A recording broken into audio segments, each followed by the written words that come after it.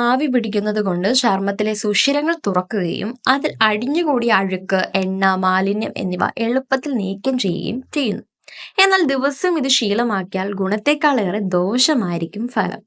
ആഴ്ചയിൽ ഒരിക്കൽ മാത്രം ആവി പിടിക്കുക, അതും നേരിയ 5 മിനിറ്റ് നേരിയ തോതിൽ ആവി പിടിക്കുന്നതാണ് നല്ലത്.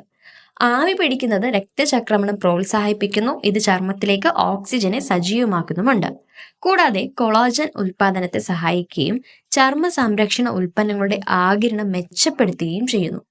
ഇതിലൂടെ മോയ്സ്ചറൈസറുകളുടെയും സെറമുകളുടെയും ഫലപ്രാപ്തി വർദ്ധിപ്പിക്കുമെന്നാണ് പഠനം.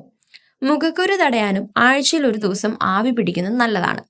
ആവിയുടെ ചൂട് ചർമ്മത്തെ ഈർപ്പമുള്ളതാക്കുകയും മൃദുലത നിലനിർത്തുകയും വരൾച്ച ഒഴിവാക്കുകയും ചെയ്യുന്നു.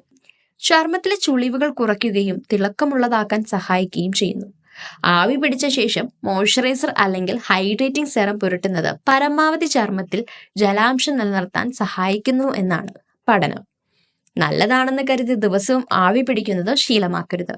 ആവി പിടിക്കുന്നത് ചർമ്മത്തിലെ സ്വാഭാവികമായിട്ടുള്ള എണ്ണമയം നീക്കം ചെയ്യുകയും ചർമ്മം വളരെ വരണ്ടതോ സെൻസിറ്റീവോ ആക്കുകയും ചെയ്യും എന്നാണ് പഠനം. അതുകൊണ്ട് ദിവസവുമുള്ള ആവി പിടിക്കൽ ഒഴിവാക്കാം.